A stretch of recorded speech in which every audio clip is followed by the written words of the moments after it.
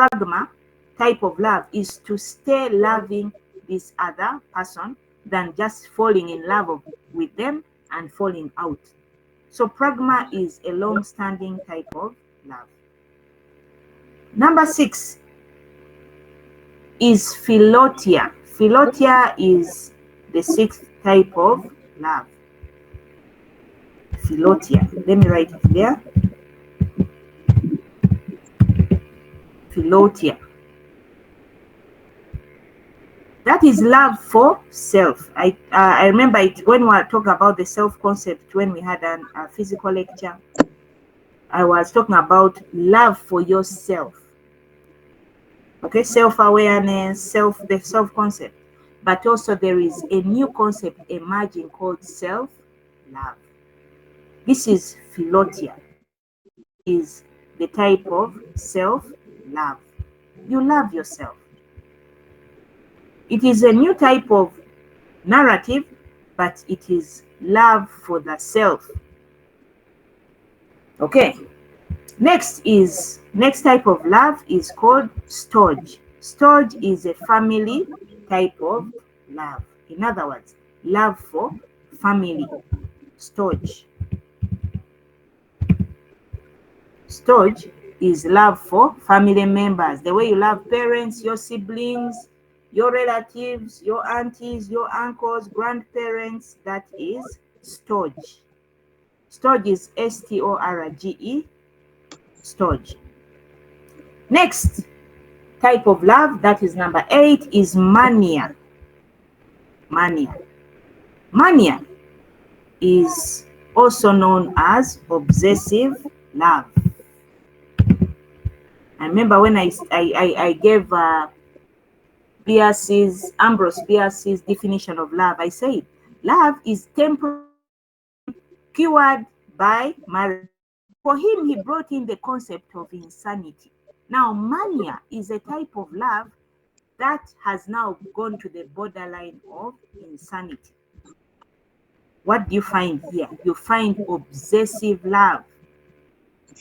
You find people who are so clingy, attached to the other person they love. Without them, they are dead. They are finished. They cannot make it. That is not healthy. These are people who even kill the ones they claim they love. These are the people who go and stalk the ones they claim they love. They are the ones who are always following the ones they love in their phone book, checking who called you, who is that, who are you talking to? You have a friend and then you see them talking to another a classmate and you get angry. Why are you talking to the other person? I thought I'm your only friend. What kind of possessiveness is that? That is not healthy. So mania is also a type of love. Out of these types of love, these theories, especially Sternberg's theory, you have a love which can come from intimacy, that section of intimacy of passion, and go into mania. Mania is now the abnormal side. Someone has gone to the other spectrum of abnormality, from normality to abnormality. Next type of love, which should be the last one, number 9, is xenia. Xenia is a love for guests. Xenia. Somebody visits you at your home, you even don't know them. You welcome them. Welcome them into your home, give them a cup of tea. You're showing them the love we call xenia. It is hospitality. The way you welcome someone and you have a new neighbor around and you welcome them and you tell them welcome to the neighborhood, or a new workmate and you welcome them. That is xenia, a type of love. So those are the different types of love developed out of Sternberg's triangular theory of love, whereby he says love is composed of 3 components: intimacy, passion, and commitment. Okay, so now that we have spoken about love, for us as social workers, we know that all is not rosy. There is also the other side, the opposite, and the dark side of love. We are going to look at the dark side of love, and we are going to look at a concept called jealousy. So have a subheading there, jealousy. Jealousy is the dark side of love. Jealousy is the dark side of love. Jealousy is an emotional state arising due to a perceived threat to one's relationship. The dark side of love is known as jealousy, which is a negative emotional state arising due to a perceived threat. Perceived, remember the threat is perceived. Whether it's real or not, we shall get to find out. But there is a perceived threat, whether it's true or not. This feeling called jealousy can arise. And out of jealousy, we have men killing their wives and vice versa. We have children being murdered. Out of jealousy, we find business partners killing each other. Jealousy, the dark side of love. It is a negative emotional state arising due to a perceived threat to one's relationship.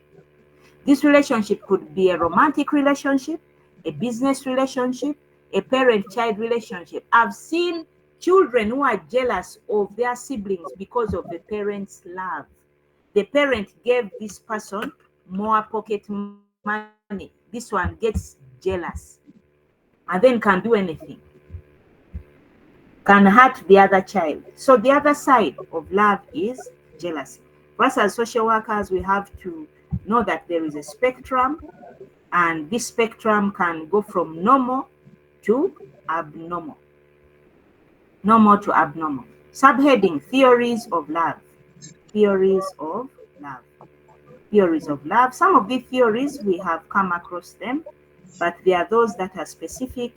Now, the theories of love help us to understand what love is based on, not based on social conceptions as society. Okay, if you go to the village, they will define love differently. You go to town, differently. You go to the white man, different. The African, different. The educated, love is different. The uneducated, different. So, because the differences are there, for us as professionals, we shall go to theory and define love. The first theory that explains love is the attachment theory. Attachment theory, I want you to read attachment. I remember I told you to read the attachment theory. Those who did, this explanation is just going to be simple for you. By John Bowlby. John Bowlby explains that relationships start through attachment. Attachment of a child to a mother. Attachment. You get attached to a friendship. So attachment is common in human relations. People will get attached. And according to the attachment theory, people form bonds when they get attached. These bonds may be secure or they may be unsecure. According to Bowlby, secure attachment starts from childhood, where the child is securely attached to the primary caregiver, the primary mother or the father. I think you have noticed children who cry when the mother is dressing up, putting on her shoes and going to work. So the child cries, but at a certain age, they will cry. Now, when the child is crying because they are insecure, they think the mother is leaving, what the mother has to do is build a bond of security. Tell this child, I'll be coming back. When I go, I'll come back. That's why I discourage parents from hiding from their children. When the child is crying, allow them to see you leave. They will cry, but they will stop. Then when you come back and you go the next day, they will cry and you come back and you go and you come. The child will stop crying eventually because now they will develop a secure attachment. They know when my parent goes, he'll come back. The moment you start hiding from the child, or you go and you don't come back for days, for weeks, you walk up country, then they are going to develop insecure attachment. What does this mean? In adult relationships, these are the clingy people. These are the people who have the mania type of love, where they are possessive. They want to follow you everywhere you go, to know what you're doing. Why? because of insecure attachment from childhood. That is the attachment theory by John Bowlby. Theory number two, the color wheel theory of love. This theory was introduced by Canadian psychologist John Alan Lee. Now, John Alan Lee, according to him, love, like different colors, also has different types. So, according to John Alan Lee, love can be of different styles. You can have the style of Eros, you can have Ludus, you can have the Storge. Those are primary styles. Or you can have the secondary style, like what? Mania, agape, pragma. So, according to the color wheel theory of love, love has different colors. Just like a color wheel. I don't know if you've seen a color wheel. It has different colors on the color spectrum. So you find all colors there. According to Ludus, according to Alan Lee, you can have Ludus, you can have Pragma, you can have different types of love. Or you can have a combined type of love where you have a little bit of all. Okay? Or you combine one or two or three. The way you combine green, I think you combine green and yellow, and then there is a color you get. I don't know, is it blue? Then when you combine the different colors, you know, there are colors you combine to get another color. So according to Alan's theory, color wheel theory of love, you can have different types of love at different stages of your relationship, and they will keep combining and changing and transforming each other. What does that mean to the social worker? It means when you're counseling a couple and they are on honeymoon, they are going to be experiencing a different type of love, probably. Those who are still dating, probably. Those who have been married for 50 years, probably. So you need to know that there is a color wheel theory of love, according to Alan Lee, which you can get information from and help your couples you're counseling, depending on what stage of the relationship they are at. Number three, filter theory of love. Filter, F-I-L-T-E-R, filter theory of love. So according to the filter theory of love, excuse me, people, according to this theory, people usually go through some kind of filter, or they filter their relationships and then get what they really want based on the different characteristics they are looking for. Okay, so they start doing the elimination method. They look at what they share in common.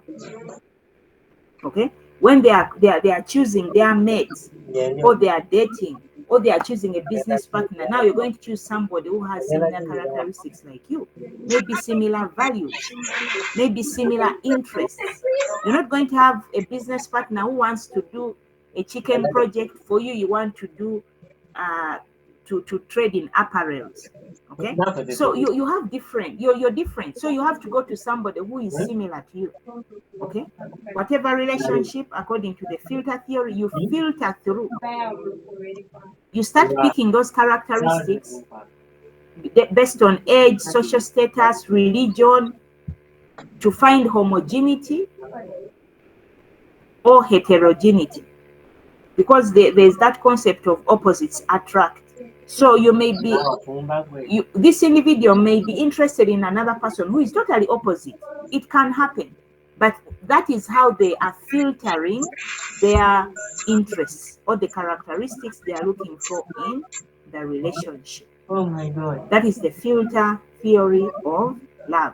Next, number 4, theory of complementary needs. Theory of complementary needs. This is Robert, according to Robert Winch. He did some, he's a psychologist, he's a psychologist, or maybe sociologist, who did some research on a number of couples and also borrowed some information from Freud's theory, the psychoanalytic theory, and came up okay, with the concept of complementary needs. According to him, individuals choose partners based on their needs being complementary to oneself. In other words, people choose mates or partners, whether business, whether friendships, based on the complementary needs this person fulfills. Do you complement each other? If this one is weak in this area and the other one is strong, then they go into that relationship, whether business, romantic, so that the other person can complement what they are weak in or what they do not have. That is the theory of complementary needs. Okay, next theory, reward theory of attraction. Reward theory of attraction is the fifth theory that explains love, or why people probably go into relationships. Reward theory of attraction. Now, this theory claims that people are attracted to individuals who exhibit behavior that is rewarding to them. Okay? Or by being with this, they are benefiting, they are getting something out of this relationship, which is like a reward to them. I've seen many couples, when they start out very poor, woman, husband, wife, very poor. Oh, they love each other. When the man gets some bit of money, what does he do? He says, now that I'm a rich man, now that I'm educated, now that I'm an MP, I deserve a certain type of wife. I deserve an educated wife. Now, that deserving is the reward. He feels he has to be rewarded. So that is the reward theory of attraction. You find this person going into another relationship. Why? Because of the reward theory of attraction. What it explains, that now people feel by associating with this other person, they are kind of rewarded. They feel rewarded. They feel big. They feel important. And that's why you find people going to relationships and they want to marry from a certain family. I want to marry from the president's family. So that every time people see me, they'll say, wow, you're the one who married the president's child. Okay. So that is a reward in itself. That is the reward theory of attraction. People may not really go there. You know, people say, oh, I'm in love. But it could be because of that. They feel they want to be rewarded, or they feel they get a reward when they are in this type of relationship. Next theory, vulnerability and care theory of love. Vulnerability and care theory of love. Vulnerability and care theory of love. I remember I said love moves on a spectrum. There's the normal, abnormal. Last semester, I taught you about the narcissistic personality, the clingy, oh, I want to be cared for, I want you to show me love and all that. This theory explains why these people behave the way they do. Because it is a theory that believes this individual desires to be vulnerable before the loved one so that the loved one can show care. Okay? You can think of which gender is prone to this. They want to look vulnerable. Oh, I cannot do this. I cannot lift a heavy this. I cannot. I'm so weak. I'm so scared. Can you protect me? Okay. Now, the vulnerability and care theory of love explains why this person is behaving the way they do before they are loved ones. They want to show they are vulnerable. I've also seen this with children. Children want to show that, you know, sometimes even they show it beyond, they are grown old, but they want to show that vulnerability so that the parents can show care and love to them. I've seen them in relationships, romantic relationships. I've seen them in children. I've counseled people where this is happening. And they become very clingy. Now, The problem is when the beloved one does not like it. But there are people who like it when others are showing they are vulnerable and clingy to make him feel like a macho man. They are watching a movie and the movie is scary, and this woman is, oh, I'm scared, covering her eyes, and the man is protecting her. And for him, if he likes it, now that is a perfect couple. They have met. It is a match made in heaven. Because this one wants to show vulnerability, while the other one wants to show the macho side of his nature. So they will complement each other. That one will be perfect. They will not come to the social worker for counseling, because there's no way the man is going to say, my wife is vulnerable, my wife is clingy, my wife is always asking me to do things for her as if she can. No, no, no. He will not complain. He will say, my wife is perfect. I remember last semester I suggested that you go, and when you were doing your research on personality, I'm sure you came up across personality tests and how people get matched in relationships and mismatched. So they can be matched or mismatched depending on this, but also depending on the love languages that we shall look at later. So those are the theories of love. Triangular theory of love is the next. Triangular theory of love, number 7, Sternberg, Robert Sternberg. I already explained that one. I'll not explain it again. Next theory is theory of love as a story. Theory of love as a story. This should be our last one, I think. Yes. I don't think I wanted to give you so much. So theory of love as a story is a theory. Okay? Is a theory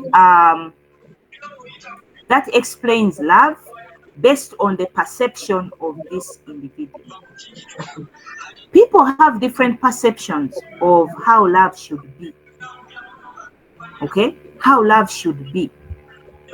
So based on that perception, then that is the type of love they are either going to portray, or the type of love that they desire to have or they wish to have. So the theory of love as a story looks at how love stories influence one is choice of partner, one is level of satisfaction in a relationship, and one is behavior in a relationship. So every individual has that story. Okay. I'll give you examples of the love stories. So the theory of love as a story. Some people look at love as an addiction story. Some people look at love as an addiction story. So that is the story they're going to follow. That is how it is going to be. Okay. So according to addiction story, this person will be very addicted to their partner. So they'll be addicted. When they are not with the person they love, they feel sick, they feel they cannot eat, they cannot function, they cannot work, they fall sick. That person's love story is a love story as an addiction story. Number 2, business story. Some people view love as a business story. It is a transaction. They run love like a business. I don't know if they've cancelled. Okay, you've not yet cancelled, but I've cancelled people like that. They run their love like a business. So their relationship is like a business. They look at economic factors, social factors.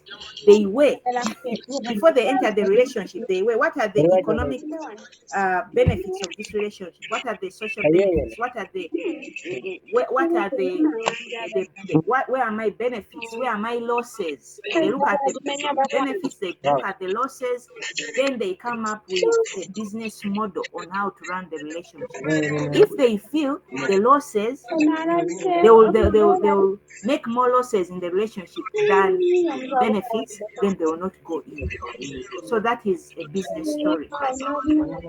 Next, others look at it as a garden story. They look at their love as a love that should be nurtured the way you nurture a garden. You pour water every morning, you go and prune the trees, you go and make sure the garden is well, there's manure. So that is how they are going to handle their love as a garden. And they keep putting manure and working on the garden and making sure the garden is nurtured, and they are pouring water. In a dry season, they add more water. When the love is dying, the plant is wilting like a plant in the garden. Oh, they add more manure and more water. So that is their story, garden story. Then you have the sowing story. They believe a relationship can be structured. You in a way, you know, the way you sow a different fashion, it is up to you. Now these are the kind of adventurous people who are in a relationship and design it any way they want, the way you can sow something. Okay. The travel story, they believe love is a journey.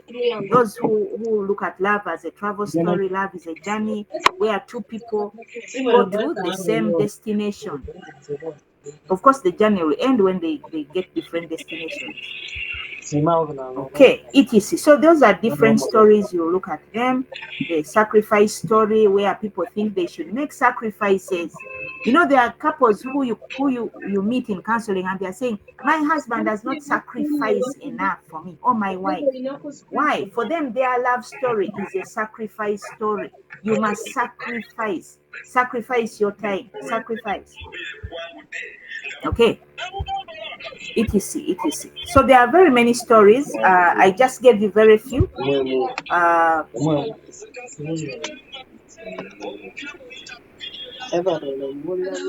Very many, but I just gave you a few. You read those. So subheading: the 5 love languages. The 5 love languages. The 5 love languages. The 5 love languages. We are going to look at the 5 love languages according to an author. Okay.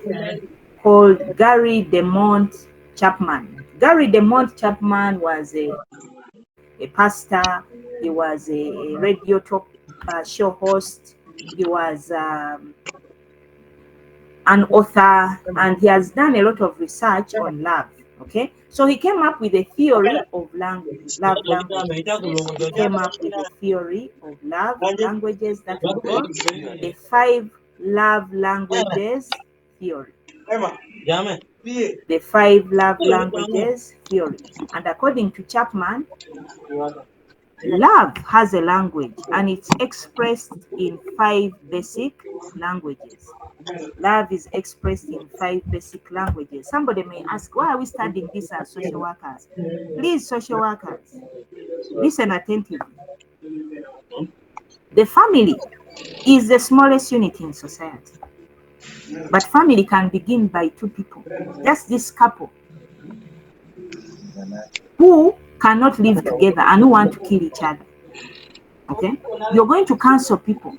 There are those who want to keep their relationships. Nobody is going to tell them about love.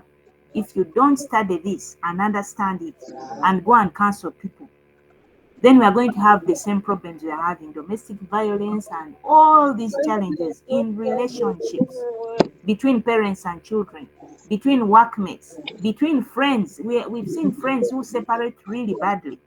So let us understand the love languages so that we can help people who are in relationships, whether friends and so forth. Now, so these 5 love languages include the following. Love language number 1 is words of affirmation. Words of affirmation. Let me write it there in our messages. Words of affirmation. Love language number 1. Words of affirmation. What are words of affirmation? Somebody may wonder, what is now this about love languages? Let me go back a little bit and explain. Okay, so according to Chapman, in his book, people express their love in languages. And people receive or expect to receive their love in a certain language.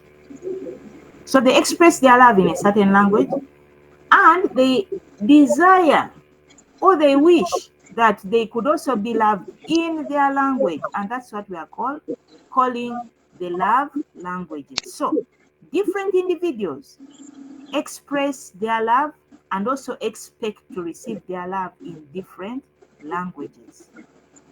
Question: these couples who are complaining about each other, do they know their love language? Do they know each other's love language? Do they even know that there's a concept called love language? For you, the professional social worker, now you know.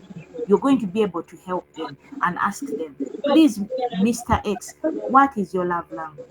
Mrs. X, what is your love language? Please, when you find the love languages are different, you help them come to a position where they can easily express their love language based on understanding that there are different love languages. This one wants to express and receive love in a different way than the other.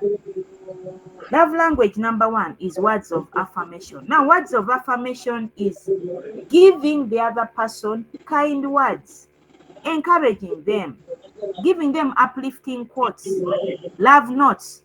I love you, with a small note, and you've hidden it somewhere in the bag. As this lady is at her busy work desk and she opens the bag and finds a note from the husband, I love you. Oh, she will smile the whole day. She will smile to everybody who is coming in. You're welcome. You're welcome. Yes, what can I do? What can I do to help? Why? The husband spoke her love language and it has made her a better person for society.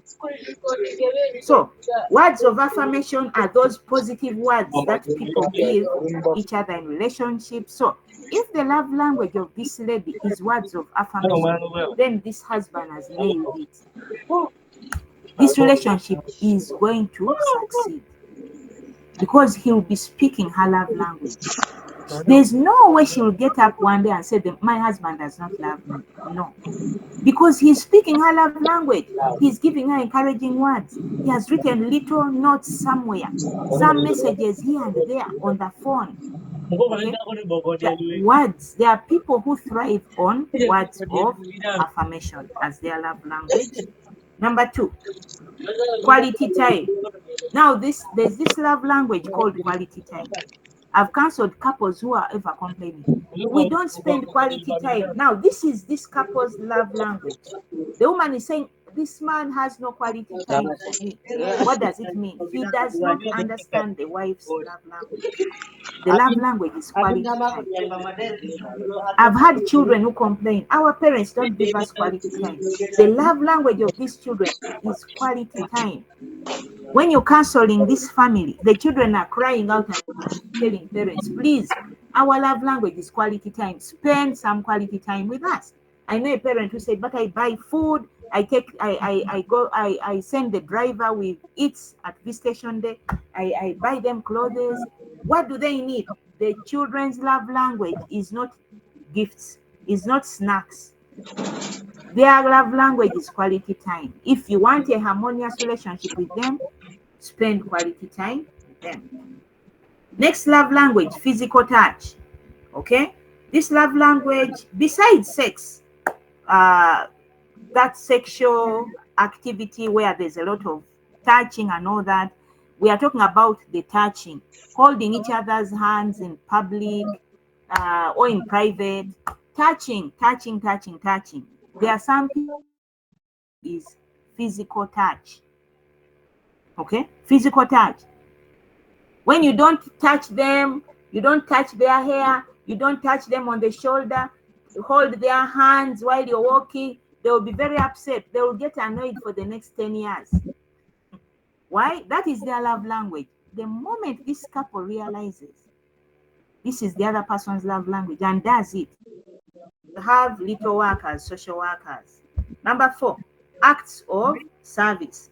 Fourth type of love language is acts of service.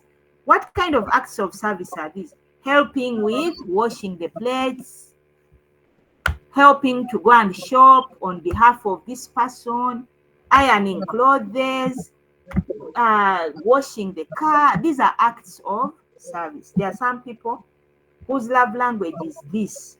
So the moment the husband is not washing plates for her, she will complain. My husband does not care. Even when he buys the gomesi, he buys food. Why? The love language is act of service. Which act of service can you do to give to respond to the love language of this partner? Okay. Finally, receiving gifts. Some people's love language is receiving gifts. Women's Day, they want to receive gifts. Idi Day, even when they are Christians, staunch ones, they are not Muslim, they expected a gift. Jan and Luwum Day, they expected a gift. Easter, they'll expect. That is their love language. You don't give the gift, you're in trouble. You will end up in the social worker's office. Are there other love languages? Yes. According to Chapman, these are the 5, but it is possible that other love languages can come up. For example, shared experiences. Some people, I think some couples, you find them trying to do things together, have a shared experience. That could be their love language. Others could be emotional security, where there's a strong emotional bond. So other love languages can come up. Okay, even you can do further research and come up with other love languages. Okay, so those are the 5 love languages. How love languages benefit relationships. How do they benefit relationships? Number 1, the benefits of the love languages. Number 1, they promote selflessness. Have a subheading there, benefits of love languages. Number 1, they promote selflessness. Love languages promote selflessness. So people are no longer thinking of themselves, they are thinking of others. Number 2, love languages create empathy. Love languages create empathy. Social workers, you know what empathy is. You're able to put yourself in the shoes of the other person because of the love languages. So they create empathy. That is the second benefit. Third benefit, love languages help maintain intimacy. Love languages help maintain intimacy. Okay, help maintain intimacy. I said intimacy is a deep closeness between people who love each other.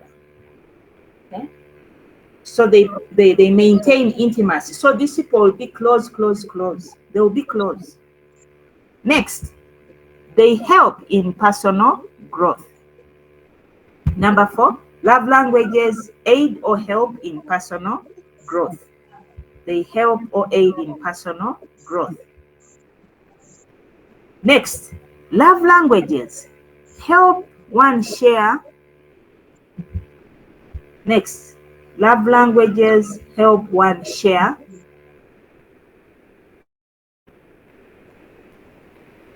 Help one share their life. Help one share their life, etc. Love languages help one share their life. You know, somebody may not really know you, but your best friend will know you. That's why your best friend will speak at your birthday. Your best friend will be the one they call. When the parents want to know about you, they'll call your best friend, because that is the person you're able to share your life with, because they understand your love language. They understand your love language.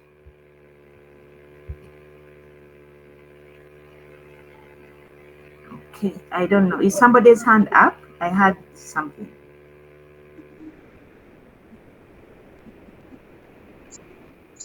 Is your hand up? Okay. You.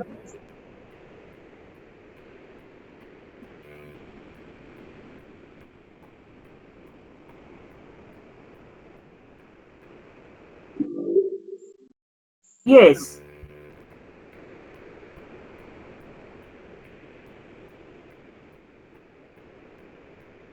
Okay, I think somebody is having challenges managing their electronic gadgets. Criticisms of the love language theory. Criticisms of the love language theory. Of course, the love language theory is not perfect. There are certain gaps within the love language theory, and we are going to highlight them. Number one, the first criticism. Many people misuse the love languages.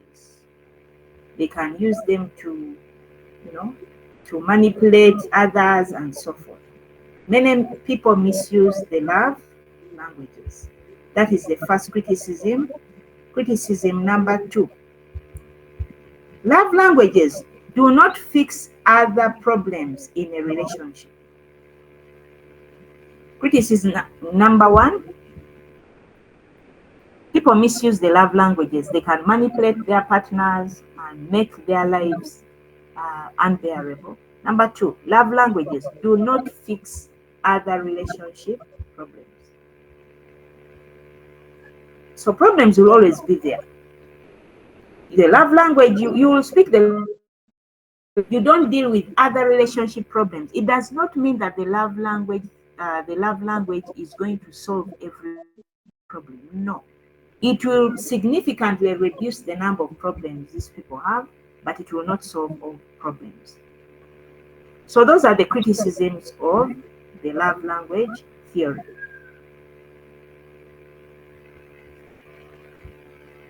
Criticisms of the love language theory.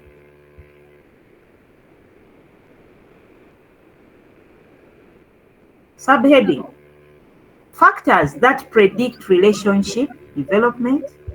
Factors that predict relationship development. If we want to know whether a relationship is going to develop between these people, whether romantic relationship, work relationship, business relationship, friendship, parent, and so forth, these are some of the things we look at as the factors. Factor number one, physical attractiveness. Physical attractiveness. Some books call them the principles of relationship development. Principles of relationship development. Let me even put it there, principles. Let me add it there. Principles of factors that predict relationship development. Number one, physical attractiveness. People get attracted to each other because of physical features like the eye color, the hair texture, the body structure, the height, etc. Physical attractiveness. When this person feels the other person looks good according to their standards, okay, their looks, their appearance is good according to their standards, then they get there's a possibility a relationship may develop. Number two, similarity. Similarity. Similarity. Similarity.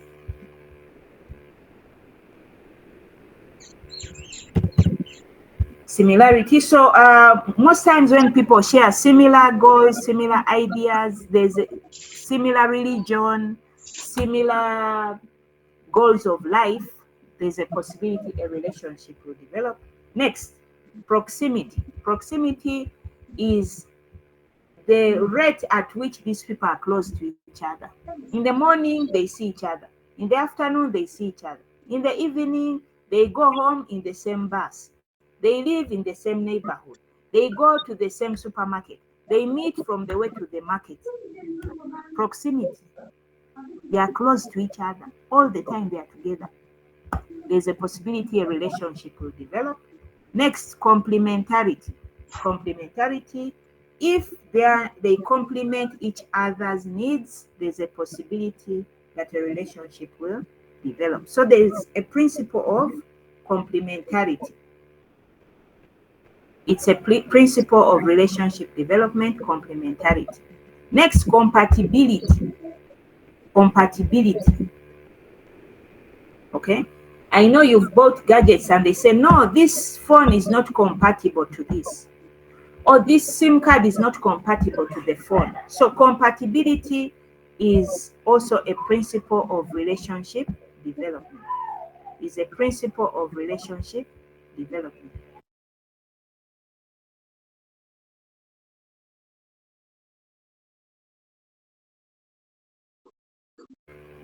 So compatibility is also a factor that can predict relationship development. Um, Next, commitment, the level of commitment of these people. Remember, Sternberg theory talks about love being having a component of commitment. So relationship can develop because of commitment. The, the amount of energy and time these people are putting into this relationship, even if it's a business relationship, the commitment, having meetings together, turning up, going to shop and doing ABCD, the commitment to the business can lead to this business relationship to develop or not. Finally, reciprocity. Reciprocity is the principle of I'm giving you and at some point you'll give back. Okay? The exchange.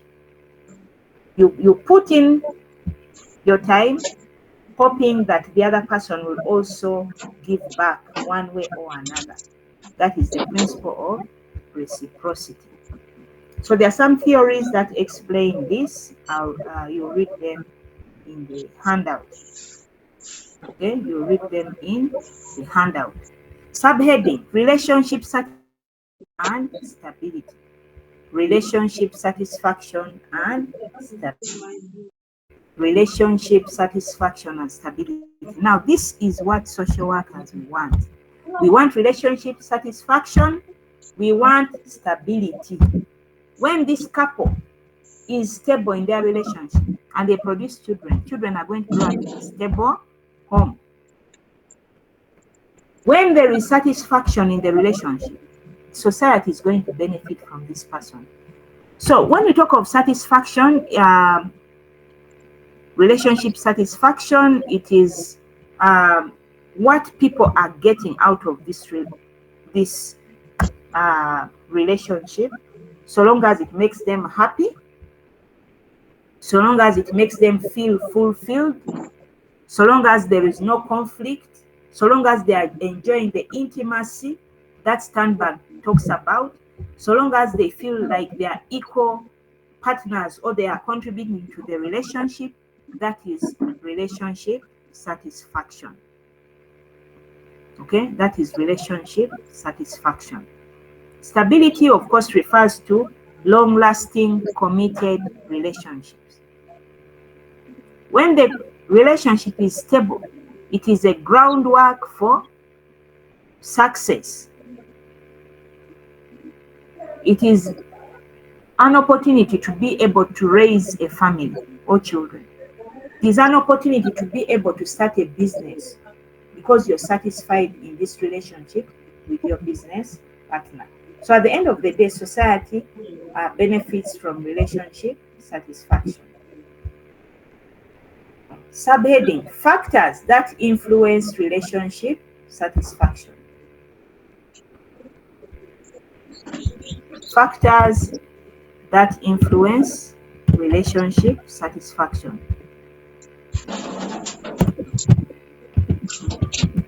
Factors that influence relationship satisfaction. Number one, communication. Communication, yes, is a very important factor that influences relationship satisfaction. Communication should be open, honest it is. Number two, conflict resolution. The way conflicts are managed, the way disagreements are managed can influence relationship satisfaction. If they are managed well, then these people feel satisfied in the relationship. Number three, mutual support. The kind of support given and the kind of support received can make these people satisfied in their relationship. Next, positive interactions. Positive interactions as number four. In other words, the behavior. If the behavior is positive, The conversations are positive. Uh, the activities they are doing together are positive. There is positive interaction, then there is satisfaction in the relationship. Okay, so these relationships, like I said, when they are stable, they benefit society, they benefit the person, they make this person's mental health okay, they improve on their psychological well-being because they are in a satisfying relationship. Types of relationships. Types of relationships. Types of relationships. We are going to look at three major types of relationships. Number one, communal relationships. Communal relationships. Communal relationships.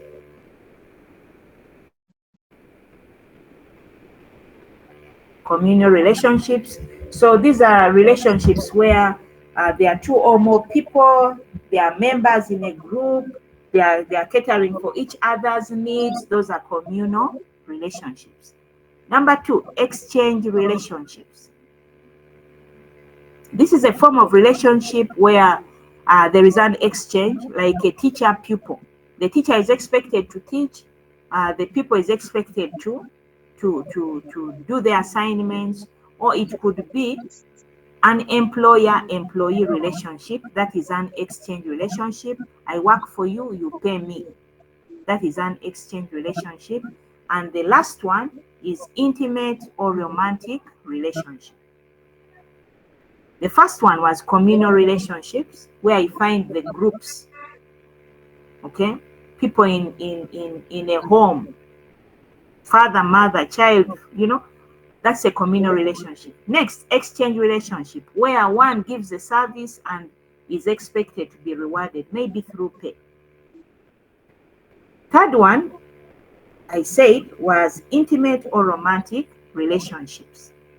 These ones are people usually are in an intimate relationship of love. There's a strong sense of attraction towards each other, uh, which may, of course, result into probably a marriage, etc. So they are also romantic relationships. Subheading.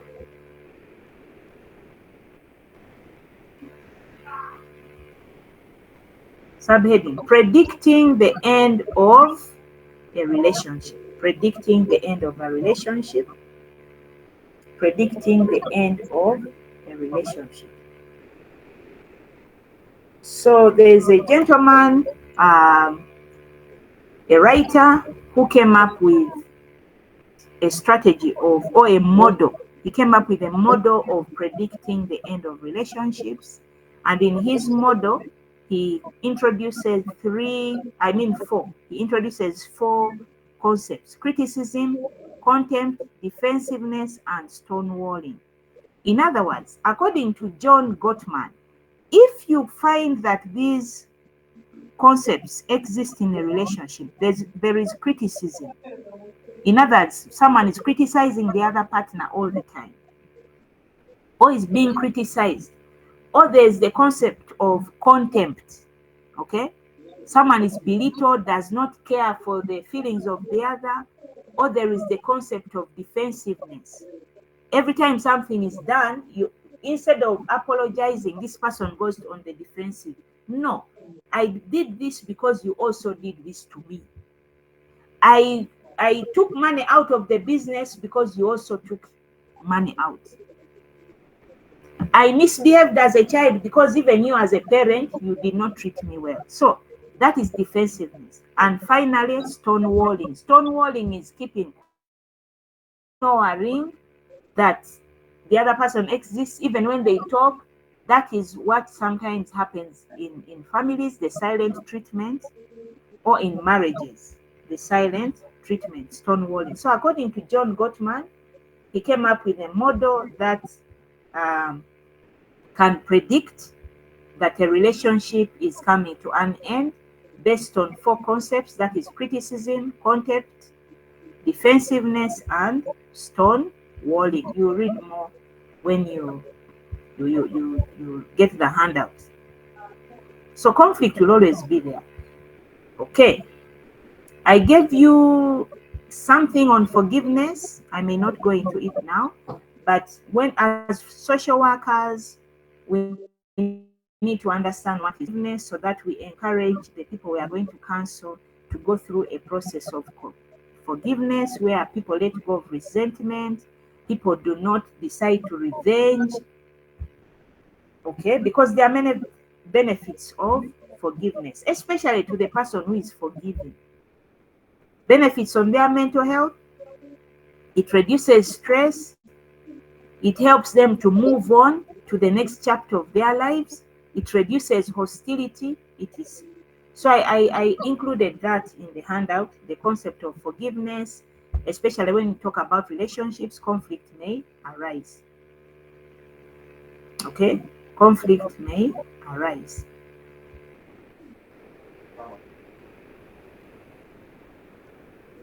Okay.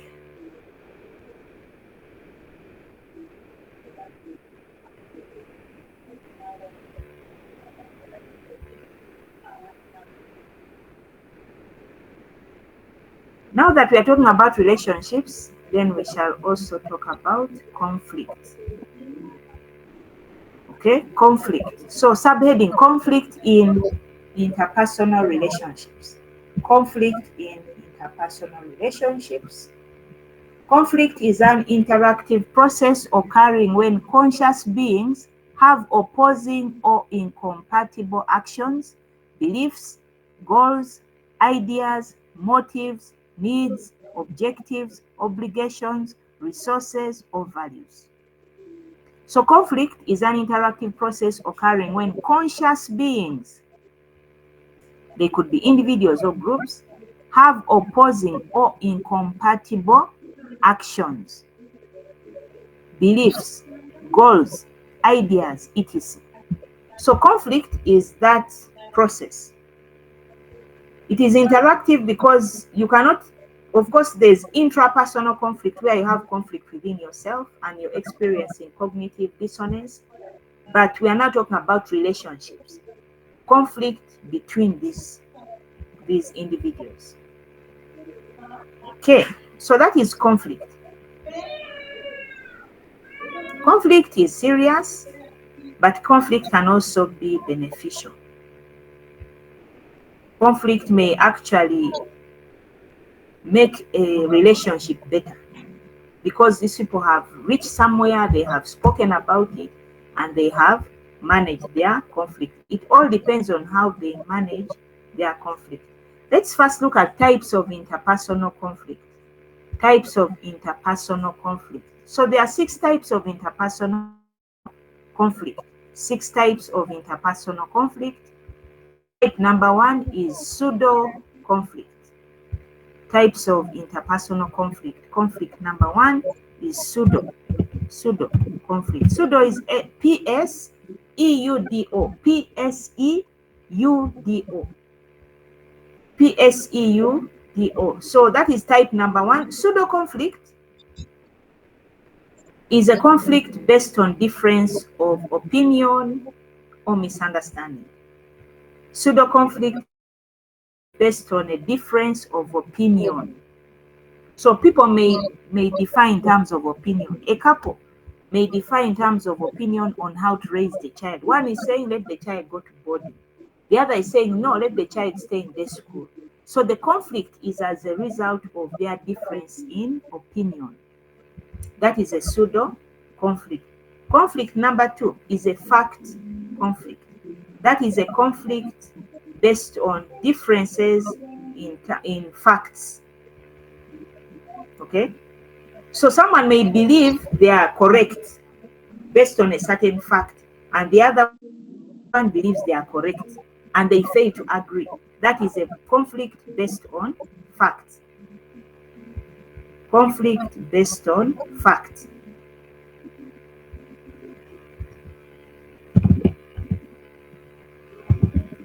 Number 3, value conflict. That is when people have different values, especially it could be religious beliefs or values, or home management values, or business management values.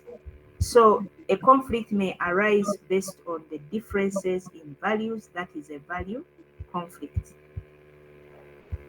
Number four, policy conflict. Policy conflict. This is when people disagree on what type of rule or procedure or policy should be taken to address a certain problem. That is a policy conflict. Policy conflict, they disagree on what type of rule, procedure, or policy to use to address a certain problem. Number five, ego conflict. Ego conflict. Ego conflict is a conflict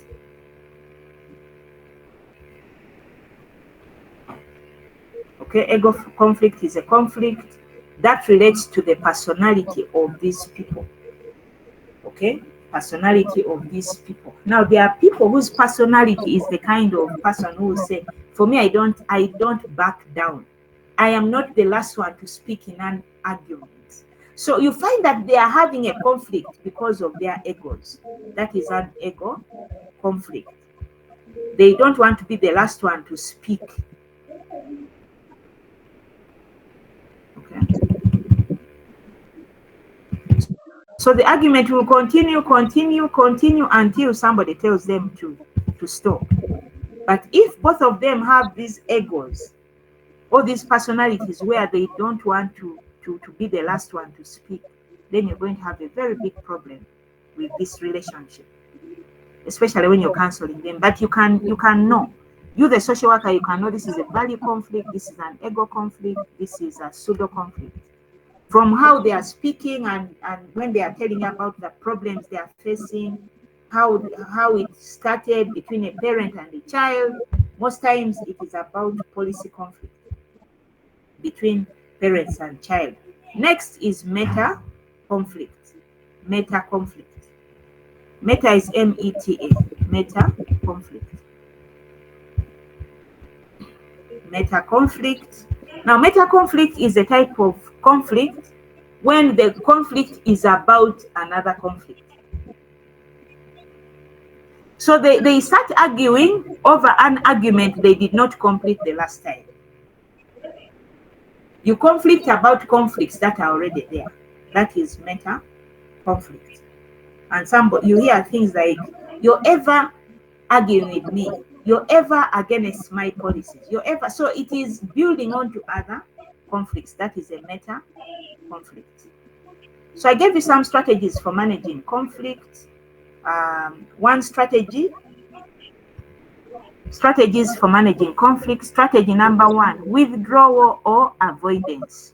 Strategy number one, withdraw from the conflict or avoid it. That is strategy number one of managing conflict, withdraw or avoid it. Strategy number two, accommodation. Okay, accommodation. In other words, accommodate the ideas of other people so that you can be able to deal with conflict. Accommodation is strategy number two.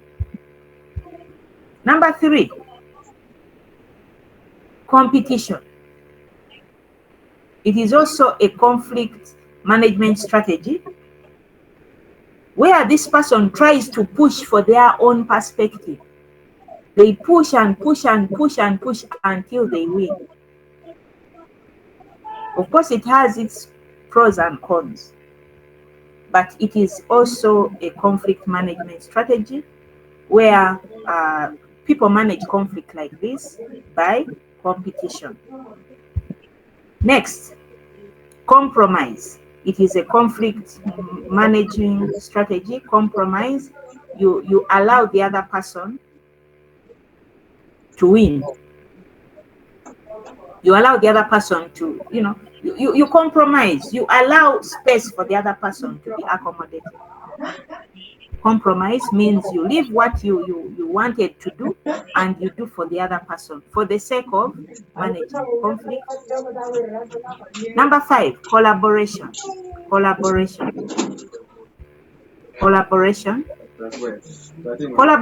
is where you decide to work as a team so that you can manage conflict. You work together. I gave you some explanation there. When you get the handout, you're going to read. I'm going to give you enough time to read. Okay. Yes.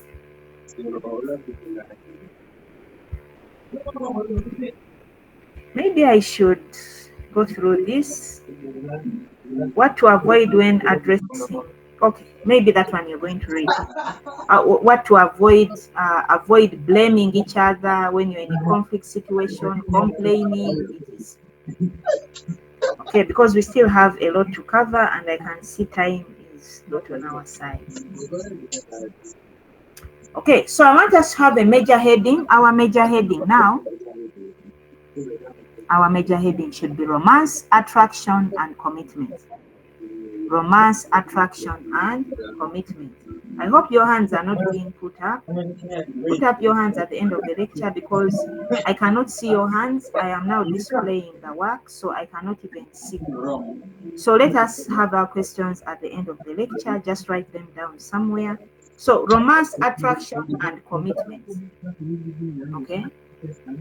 Romance, attraction, and commitment are very crucial in interpersonal relationships, and they are our concern as social workers. What is romance? It is a feeling of love and a strong attraction towards another person, and the behaviors undertaken by this individual to express those feelings and resultant emotions. Okay? Behaviors like what? Buying flowers for this person, buying chocolates, whatever, buying Rolex for the person. Depending on their love language, the love language may be buying you a Rolex or whatever. Okay, so that is romance.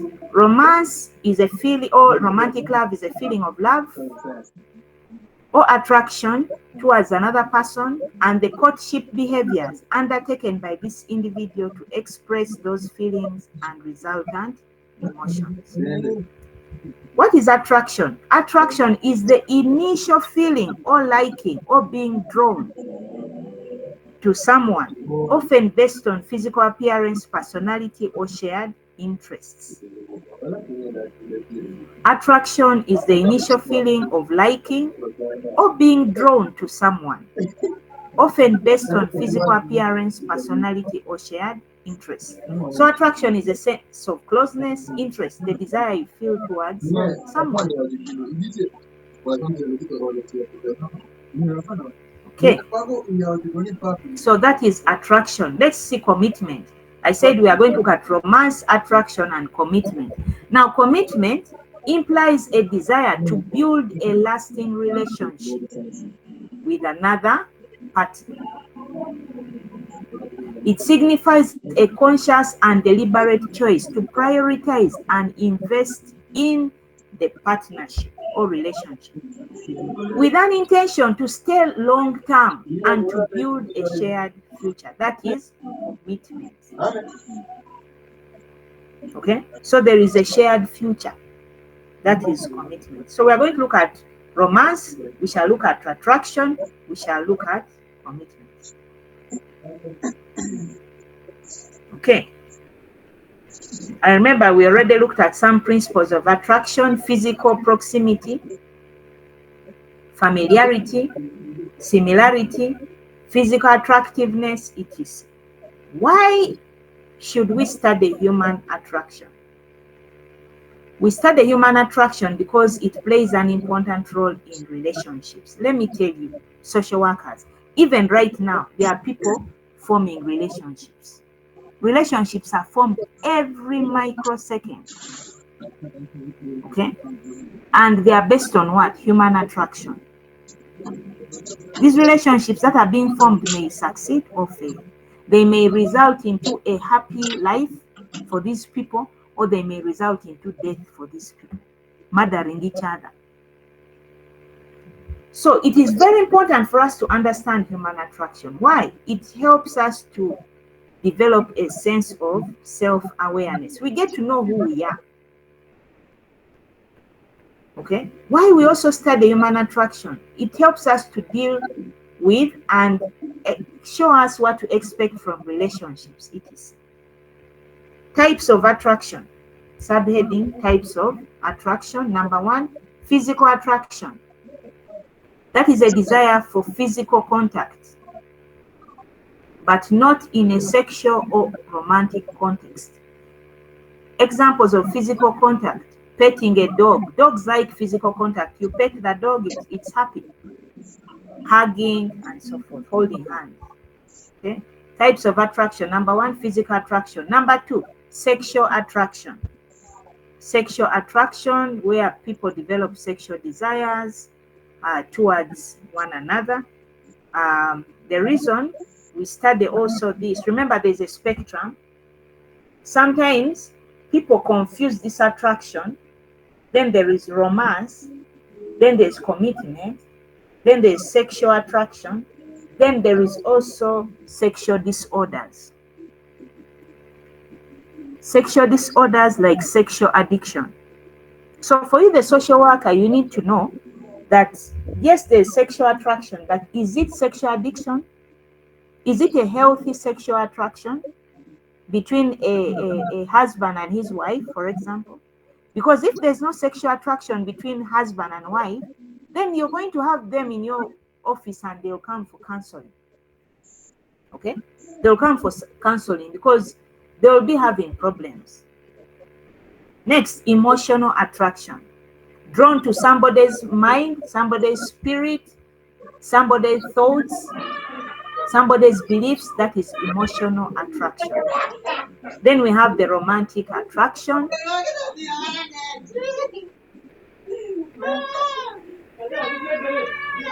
Okay, romantic attraction, that is, seeing potential in the other person to form a close relationship with them based on an emotional connection. So it is a combination of all these types of attraction: physical, the emotional attraction. That is now the romantic attraction.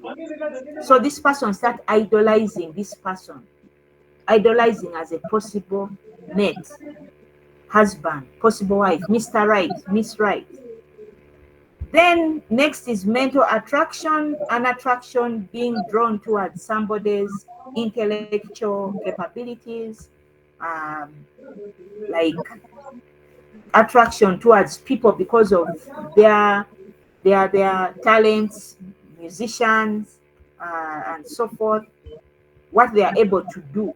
They are able to produce something significant.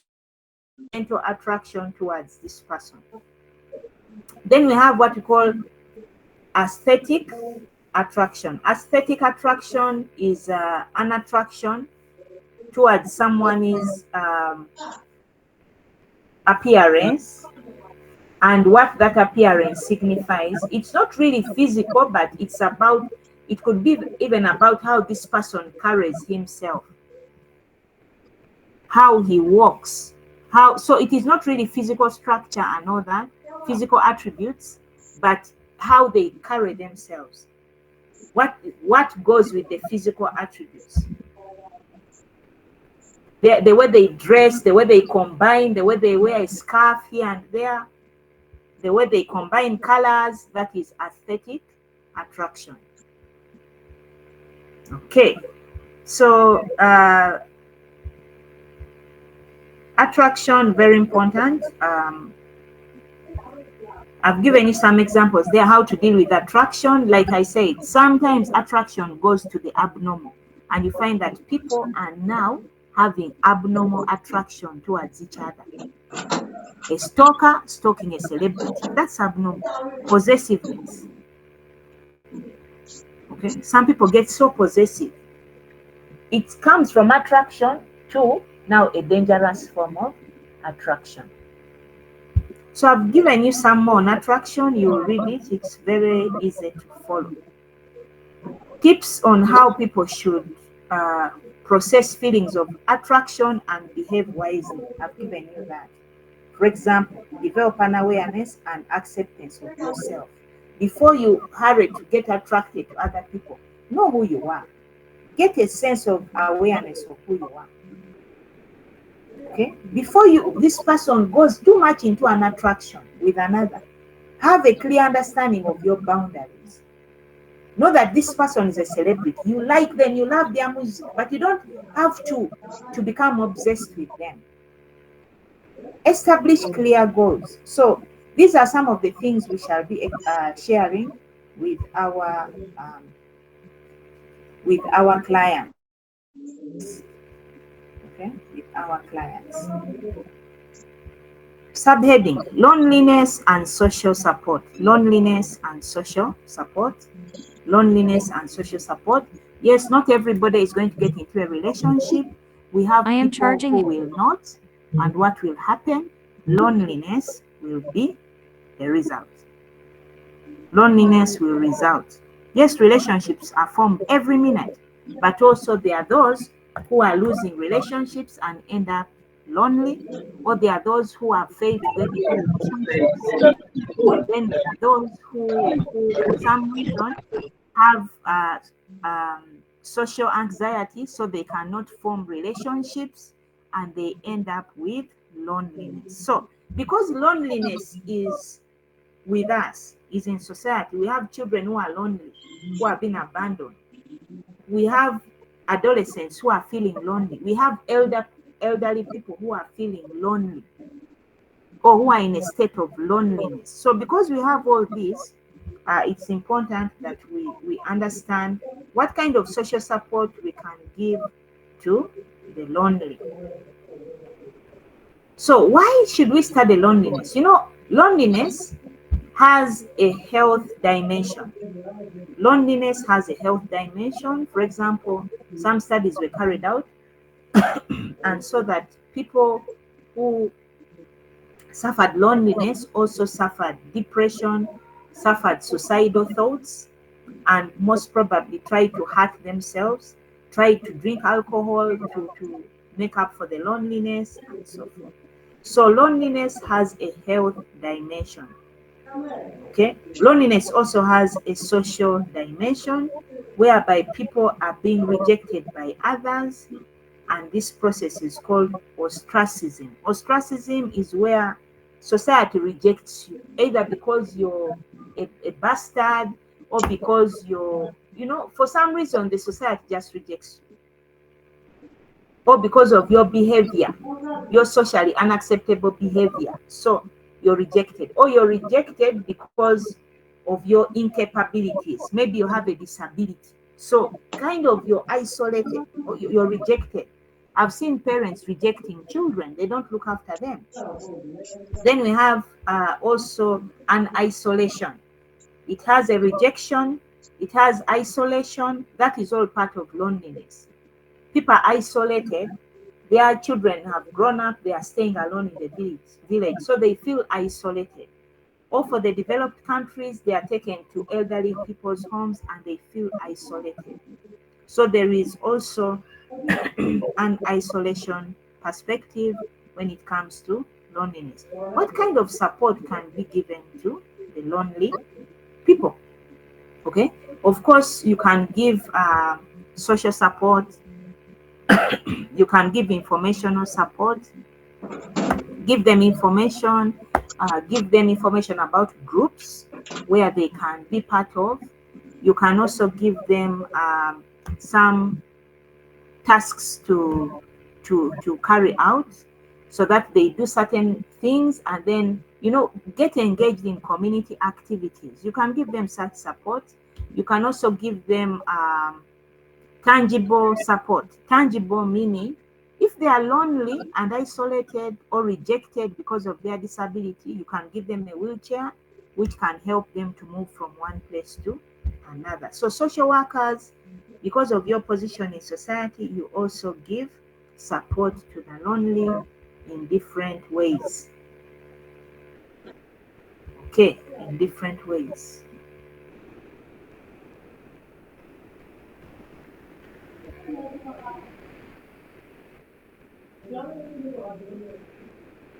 Subheading: gender differences in relationships.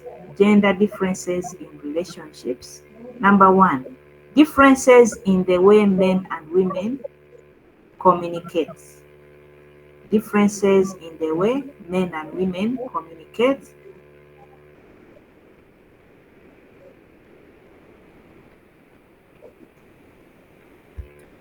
Differences in the way men and women communicate. Number two,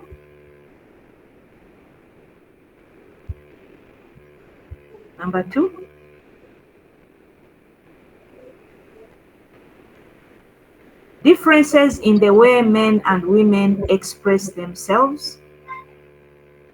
Differences in the way men and women express themselves. Differences in the way men and women express themselves. So these differences are there. What does it mean? It means men and women are biologically different, but we are also socially different. The way we are expected to behave. In relationships, the man is expected to be in a certain position, the woman is expected to be in a certain position.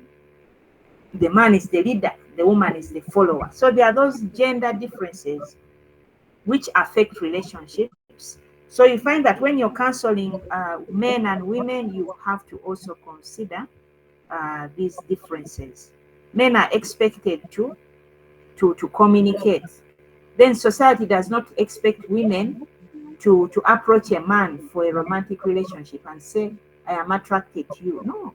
So there are those differences in how people relate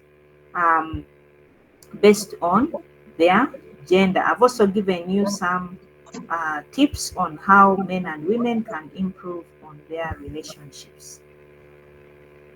Okay, on their relationships. So it's important for you as social workers to understand, to know that men and women relate differently, and because of the gender differences, sometimes these relationships are manageable or unmanageable depending on the gender. Okay, you may find men accommodate certain behaviors while women don't, based on how they are being socialized in society, but also based on their gender. Okay. I can see many people are dropping out of the call. I hope everything is okay. Okay. So we are going to look at prosocial behavior. Prosocial behavior. Okay, we are going to look at prosocial behavior. Prosocial behavior, prosocial behavior.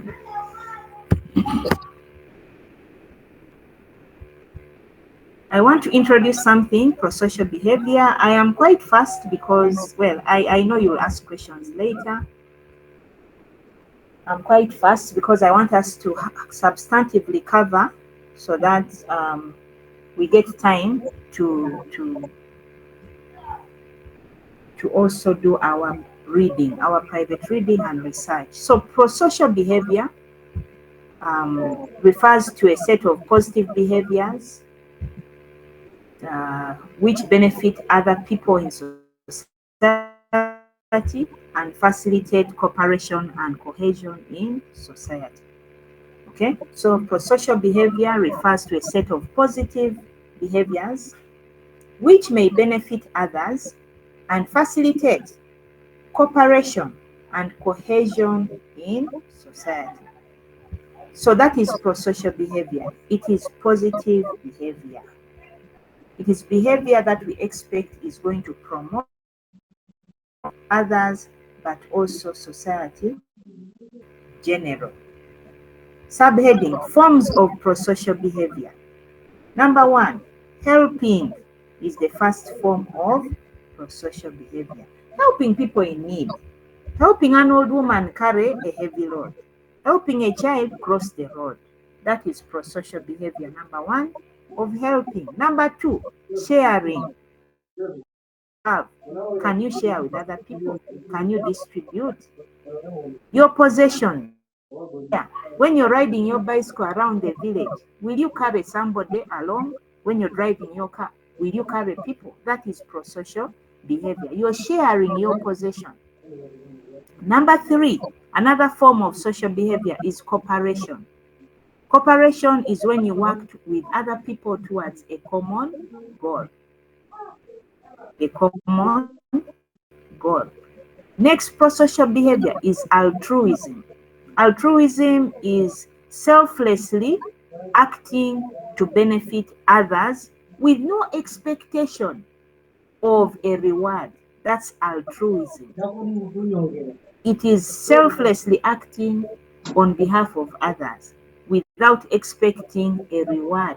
So you just do it for the sake, whether they say thank you or not, it's okay. Altruism is another form of social behavior, prosocial behavior. Next, comforting is another form of social behavior. Let me just write altruism there for those who are writing altruism. Altruism is altruism. Altruism. Altruism, selflessly. So I was on the next one, that is comforting.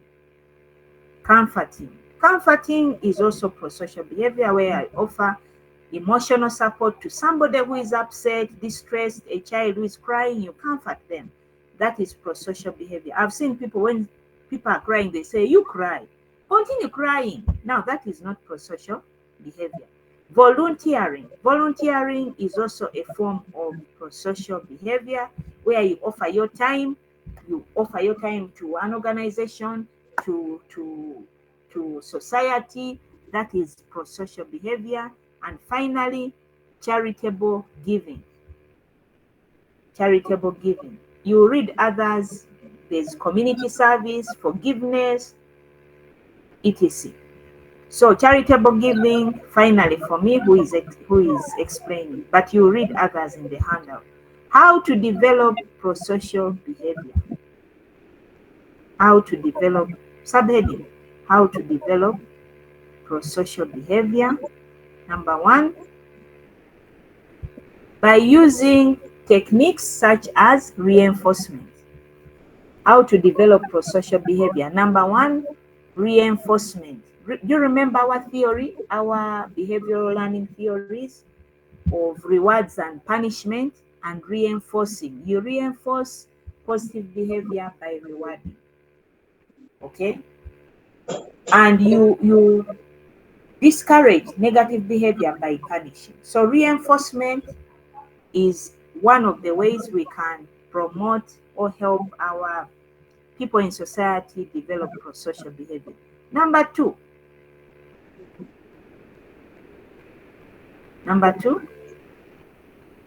experiencing. Number two, experiencing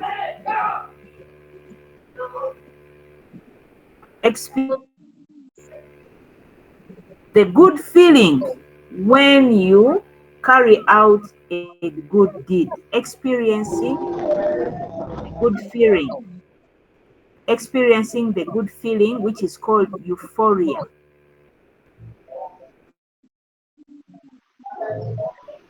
Okay? Experiencing euphoria after carrying out a good deed. Euphoria is an immense type of positive feeling, a feel good. It's a feel good, feeling. You feel good after helping others. So experiencing euphoria after carrying out a good deed is another way of developing prosocial behavior. Once you feel good, you'll continue doing it so that you continue feeling good. Number three, teaching moral behavior to people around us, especially children. teaching moral behavior to people around us. Number 4, paying attention to activities around us. Paying attention to activities around us. Paying attention to activities around us. Okay? etc. So those are some of the ways we can encourage pro-social behavior. You pay good attention. You see somebody is hungry, you share your food with them. Subheading: benefits of pro-social behavior. Benefits of pro-social behavior. Number 1. Now, the benefits are divided into individual benefits and social benefits. Now, we shall look at the individual benefits first. Individual benefits of pro-social behavior. Individual benefits of pro-social behavior. Number 1, people who volunteer more frequently are happy. People who volunteer more frequently are happy and healthy. Number 2, people who volunteer rarely suffer depression. Okay? Rarely suffer depression because they volunteer.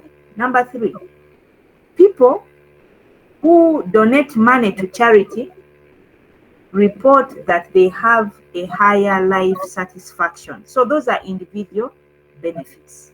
So the individual has benefits from pro-social behavior. Some people, even from their pro-social behavior, can get a recommendation from their pro-social behavior. Then we have the social benefits. Number 1, meaningful connections with others leads to happiness. Okay, leads to happiness. Of course, communities with pro-social behavior recover faster from social challenges. It could be a disaster, etc. So communities, these are social benefits. Communities with whose individuals have high pro-social behavior recover faster from disasters or other challenges. So that is pro-social behavior. Okay. I wanted to introduce pro-social behavior so that you understand how do we develop this pro-social behavior. We develop it right from childhood. As a child in infancy, you're taught to greet elders, you're taught to help others, you're taught to say sorry and thank you. You become an adolescent, you're taught pro-social behavior. You're taught to respect people. You're taught not to fight in public and so forth. So this pro-social behavior is taught to this individual over time. By the time you get married, then the respect you were being told to greet people when you're a child, you also take it to your relationship. You start greeting your spouse. You take it to your workplace. You start greeting your boss. So the pro-social behavior is taught over the life course of this individual. Right from childhood, pro-social behavior is taught at all stages. Okay, and the agents of pro-social behavior are the family members, are the peer groups. That's why it's important which people we interact with. If you interact with a bad peer group, it is very possible you're going to pick anti-social behavior. I will not go into anti-social behavior because there is somebody going to teach you. Okay, there's somebody going to teach you delinquency, crime, juvenile behavior, and so forth. Okay, so I had to bring in pro-social behavior so that social workers, we can, even during our counseling, we can be able to help our clients address some of these challenges. So in the next few minutes, I want to talk about prejudice and discrimination. Have a major title there. If you have the handout for Unit 6, go there. Unit 6, Unit 6. You have it. You have this handout, Unit 6. Just go there if you have it. If not, let us listen to the lecture. You can read after. So I want to talk about prejudice and discrimination. Prejudice and discrimination. Now, prejudice is a generalization, a faulty generalization towards a certain group or individual because of their membership to a certain social group. Prejudice is a faulty generalization directed towards a group or individual because of their membership to a particular social group. So you can have a prejudice that is based on race. You're prejudiced against a person because they are of a certain race, or because they are of a certain age, or because they are of a certain economic standing. That is prejudice. So, because of prejudice, discrimination will arise. We shall look at that later. But if you remember our ABC components, the affective, behavioral, and cognitive components, we saw them in attitude, we saw them in attitude formation. So I told you we are going to come across the ABCs. Prejudice and discrimination, especially prejudice. Prejudice has three components. It has the behavioral component, the affective component, and the cognitive component. It has the ABCs. What is the A of prejudice? The A of prejudice is every time you see this person, because you're a white man and you see a black, what emotions are you going to get? You get an emotion called hatred. What is the B? Because you've got an emotion called hatred, your behavior is going to be like this. You will refuse to greet this person. You refuse to sit next to them. You will refuse to associate with them. So that is the B of prejudice, the behavioral. The C, the cognitive, is what happens in your head as you're interacting with this person, behavior, okay, and affective. So the cognitive is the mental processes that go on, the picture you're having. You have a feeling he's a thief, this black man is going to rob you, and because of what is happening in your brain, it is now going to escalate what is happening in the A and in the B. So those are the ABCs of prejudice. Subheading: what determines prejudice, or determinants of prejudice? Determinants of prejudice: number one, political, social, economic determinants. Political, social, economic determinants. Okay, so prejudice can be as a result of political determinants. People are having different political parties that they are supporting, then it can lead to prejudice. Okay, you start looking at the other people as inferior because they are not in the ruling party, you're in the ruling party. Number two, socialization. The second determinant of prejudice is socialization. How? As this child is growing up, he's being told, don't associate with poor people. Don't associate with the Bagisu. Don't associate with those uneducated. So this person develops a certain faulty thinking about another person based on their association with the other group. So socialization is a determinant of prejudice. Number three, mass media. Television, newspapers, radio, and all that can actually cause prejudice. There's a document. The app is they can maintain a certain stereotype about a certain group of people. If newspapers keep saying, you know, women are weak, women are weak, women are weak, everybody is going to believe women are weak. Oh, this tribe is bad, this tribe is bad. Okay, depending on what the newspapers are saying about those people. So they are determinants of prejudice, the mass media. Next, psychological makeup. This is now the person, the psychological makeup, which where you have the personality, you have the social development of this person, you have their own physical development, moral development, all their psychological makeup can cause people to lash out to another group in anger and so forth. So psychological makeup is also a determinant of prejudice. Next is parental influences. Parental influences. Parental influences. Parents can also encourage prejudice among their family members or their children. Next, being a member of a particular group.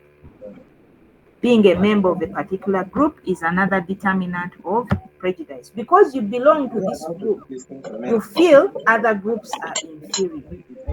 Because you belong to the largest ethnic group, you feel the other small ethnic groups are inferior. Another determinant of prejudice is peer groups. Peer groups can cause you to do certain things, to develop certain attitudes towards other groups. Next, social setup. I'll give you an example of India. India has a social setup or social structure where they are the dark Indians. I think they are called, yes, they are the dark Indians and the light-skinned Indians. So to find a light-skinned Indian marrying a dark-skinned Indian, there's a big problem there. Okay, they have a caste system. Their system is based on caste. The caste system means there are people who are of the higher caste and the lower caste. The higher caste are the light-skinned Indians. The lower caste are the dark-skinned. So if you belong to the lower caste, you should not cross and go to the higher caste. No. Okay, so that is another determinant of prejudice, plus others, early learning experiences, etc. I gave you a number there. Age can also be a very important determinant. Age. Younger people are usually more accommodative of other groups, so they are less prejudiced than older people. So age is another determinant. So that is prejudice. Next concept I want to introduce is discrimination. Discrimination. Discrimination. So I said as a result of prejudicial treatment of people, then they get discriminated against. That's why you find the blacks claim the whites are discriminating against them. The poor claim the rich are discriminating against them. Women claim men are discriminating against them. So as a result of prejudice, discrimination occurs. Okay, strategies to reduce prejudice and discrimination. Strategy number one, respect human rights. Strategy number one, respect human rights. Strategy number two, educate people. Actually, I've interchanged. In the handout, strategy number one is educate people. Let them be aware that they are different people. God created people differently. The whites, the blacks, the tall, the short, the male, the female, the rich, the poor. Okay. Then in the handout, number two is human rights should be respected. Number three, there should be equal distribution of resources. Next, political stability.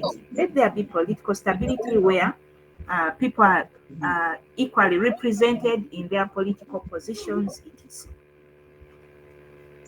Next, establishment of bodies like the Equal Opportunities Commission.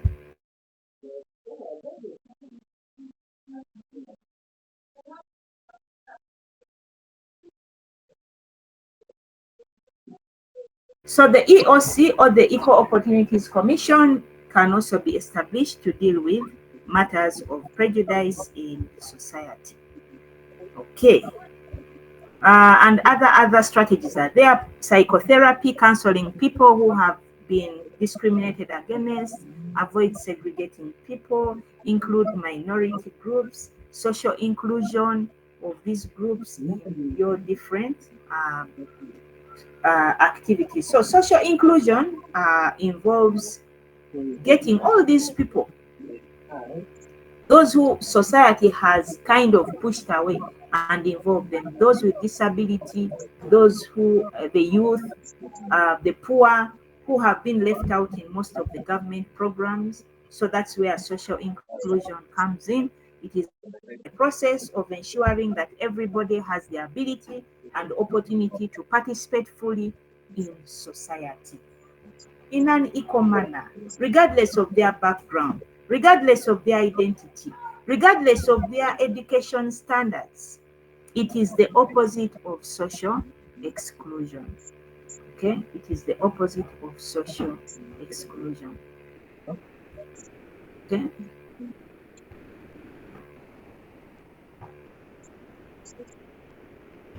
Okay, barriers to social inclusion. Number one, physical barriers.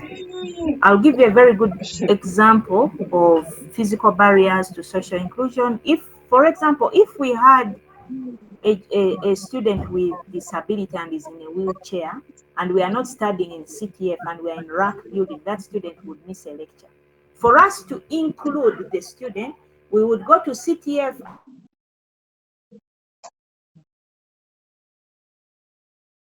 and have physical barriers.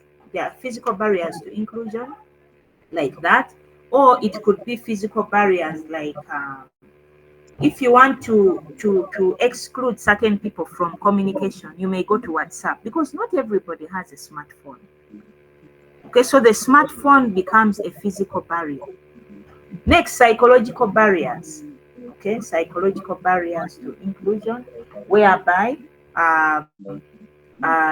somebody may manipulate information, so that just a certain category of people can get it. Okay, certain category of people can get it. Maybe make the words complicated, or put it,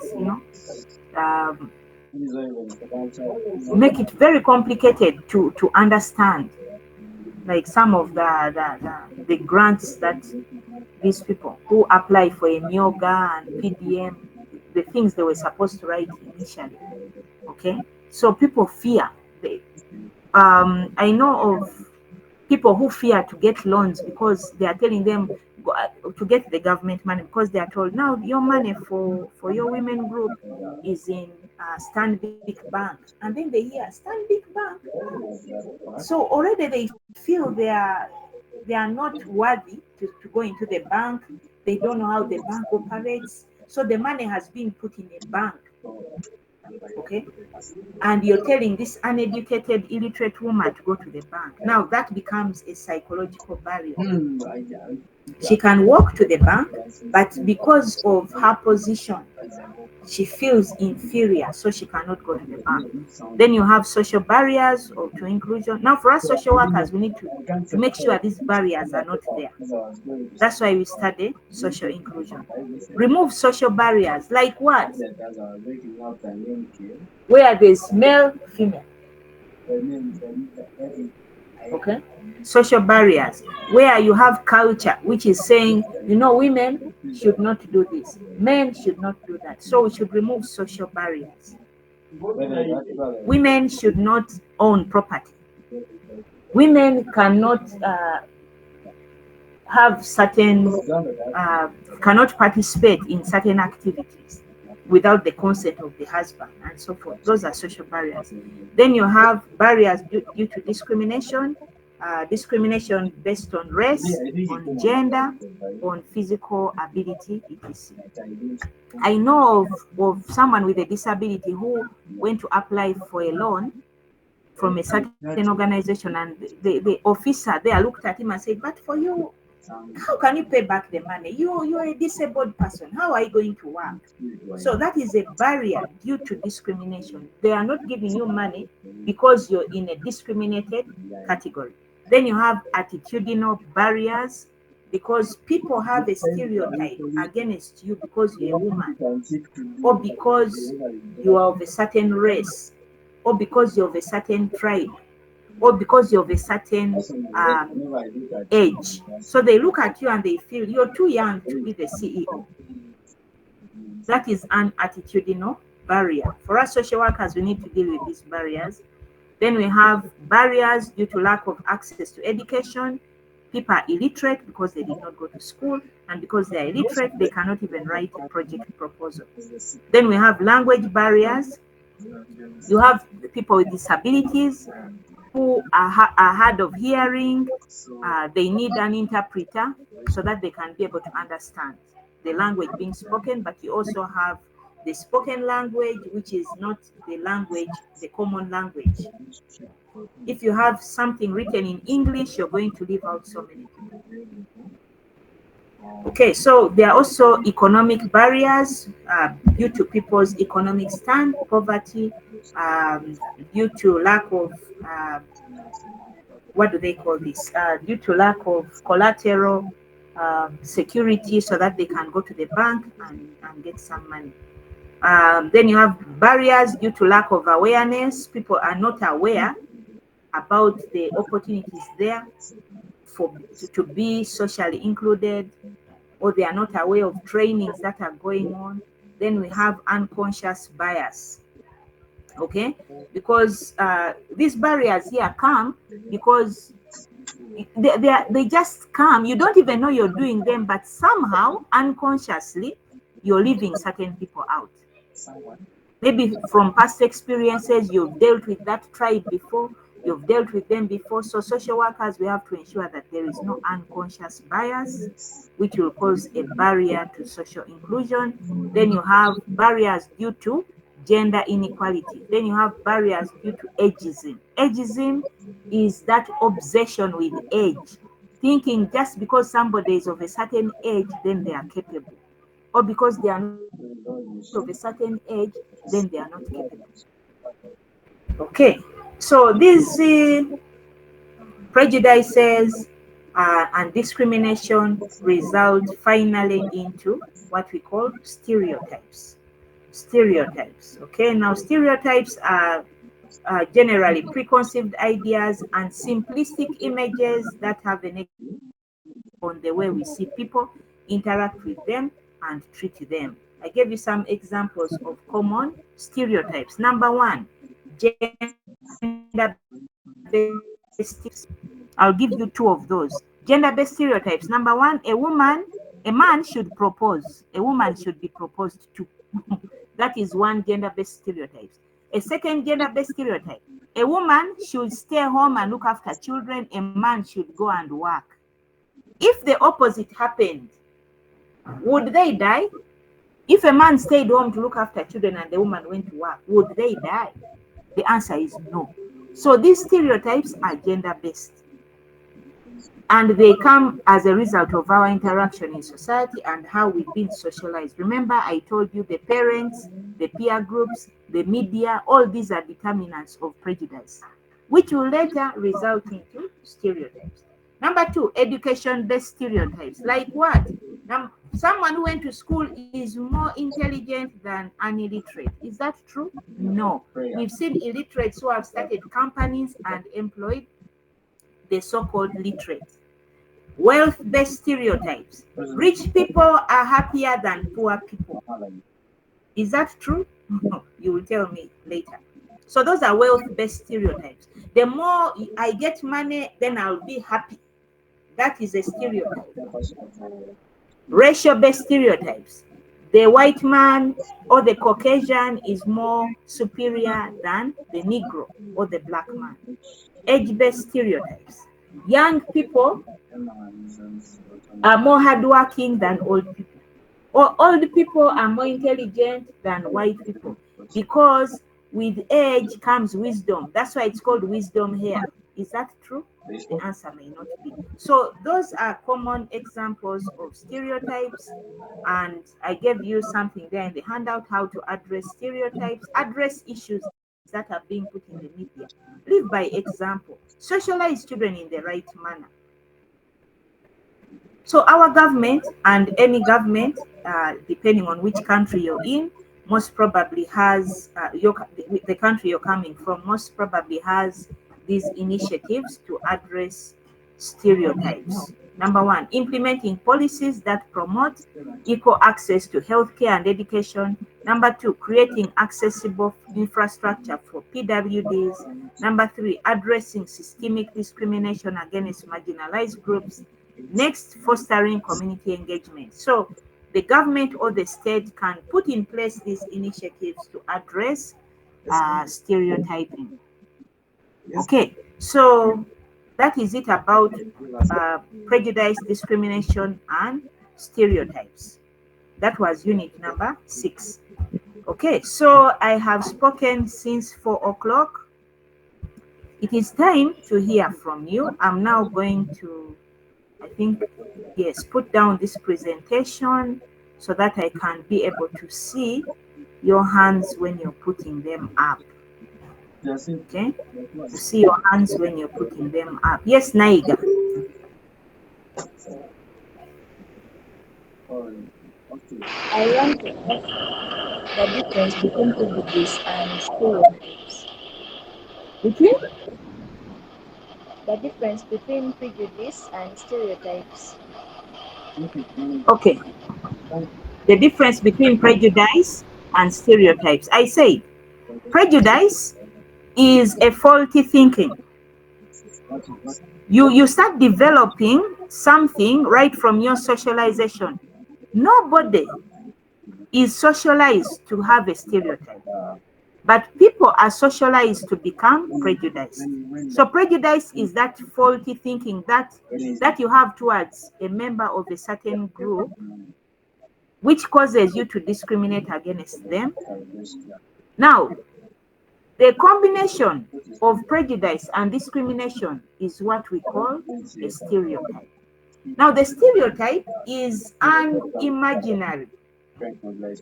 It is an imaginary position that this person who has been prejudiced against is put in.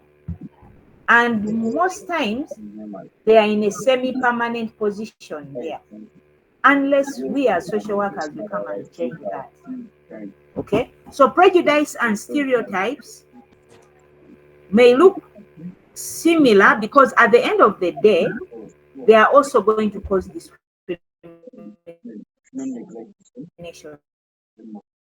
together the same. How? Because of how they come about. How do you develop the prejudice? How does the stereotype come? Stereotype is as a result of prejudice. Okay? So this person is socialized to think in a certain way. Most people think of stereotypes, but they don't know that stereotypes are as a result of prejudice. Okay? Stereotypes. I think the best difference I can give you, the simplest one, is stereotypes are as a result of prejudice.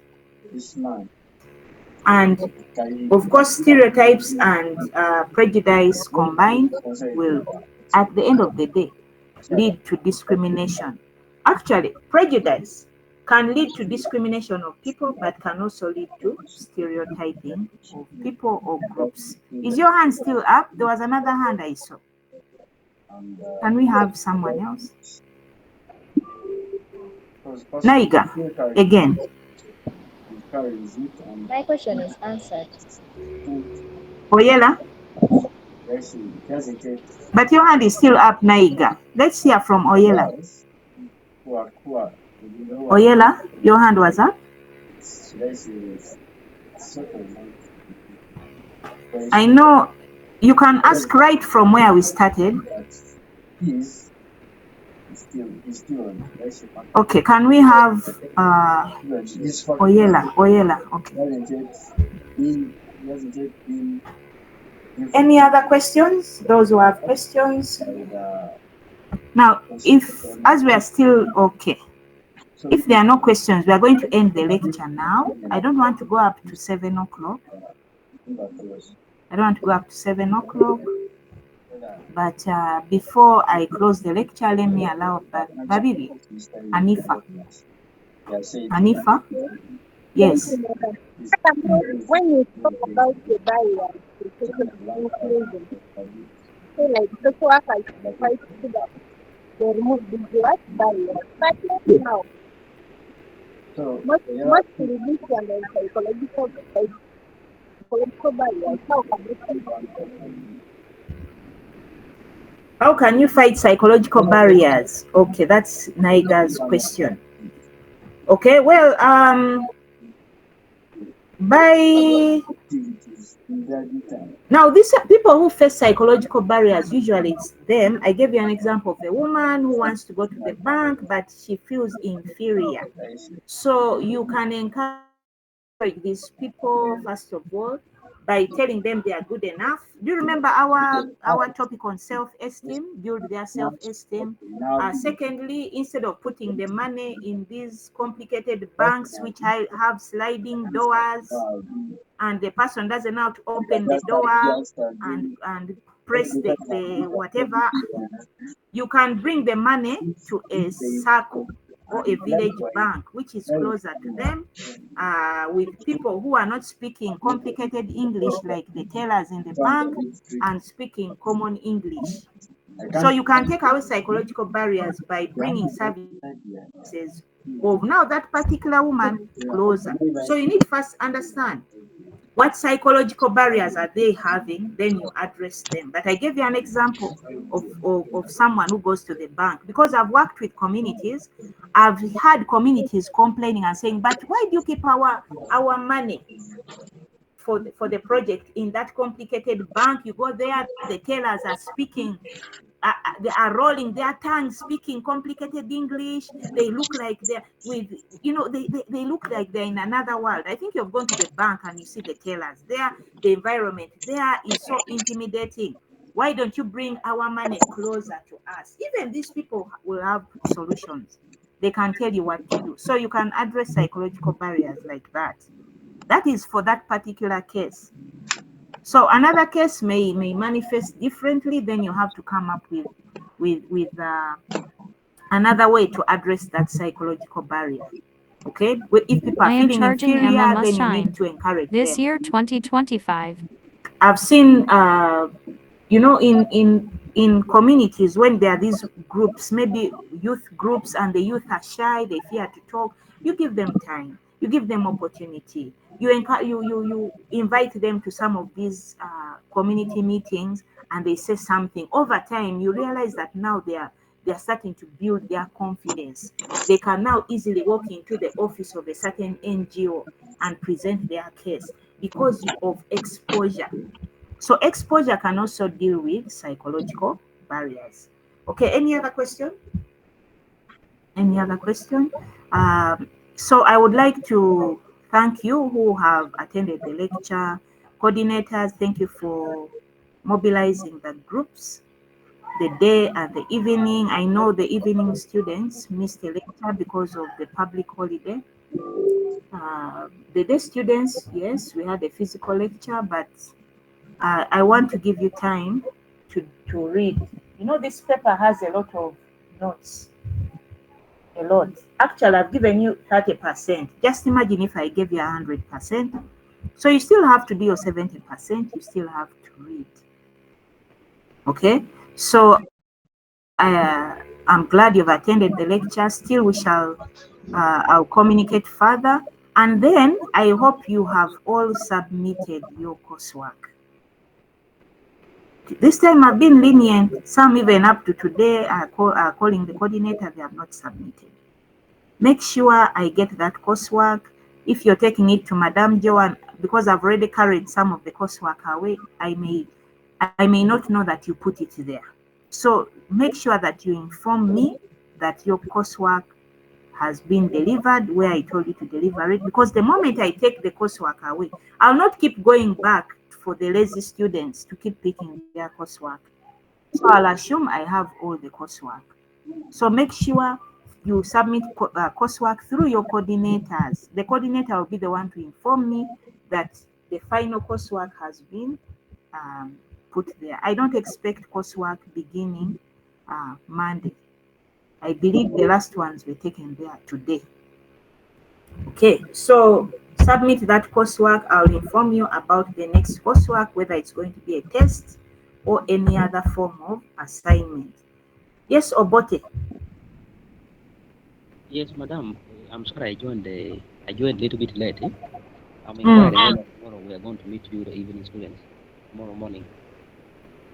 Okay, because we've had this lecture, we're not going to have a lecture tomorrow. Any other question? Okay, so I think, yes, evening students, we are not having our lecture tomorrow. We've had our lecture today. Use that time properly, okay, for your own benefit, academic, spiritual, and so forth. So we're not meeting tomorrow, the evening students. Okay, so I'll be communicating through your coordinators because we have now to do another assignment. I'll be informing you what kind of assignment we are going to do, whether it's going to be a test or any other form of assignment. Okay, so I wish you the best. Have a good evening. Thank you for putting aside your whatever you were supposed to do and attend the lecture. Okay, I mostly appreciate those who were taking notes, who were writing something, who were actively present in the class. I remember I promised to roll call, but those who stayed present even without the roll call, I appreciate you, especially the coordinators. Yes, people are saying thank you. I also thank you, Justina, Tuhaise, and others. I wish you a good rest of the weekend, and let us meet soon. Please read what you have so far. I'm going to avail the next assignments to you. We are also planning a meeting for internship. The reason why I've been a bit, I'm planning a meeting where we are going to talk about internship matters. I'm planning with your leaders. So I told them to inform me and mobilize all of you so that we can have a meeting. I thought it would be physical, but some people may miss. So they were suggesting online, but we shall see what the best is. But it's about addressing some of the issues you're having, which organizations are closed, how you're going to maneuver, if you're going to police, which department in police are you going to be in. I remember I talked about this, but still people are confused. Okay, so because we know the kind of students we are dealing with, I have accepted we shall have another meeting. So we shall inform you about it. So before I leave, let's hear from Wanyana. Okay, Wanyana is not available, and yet she has put her hand up. I wish you a good evening.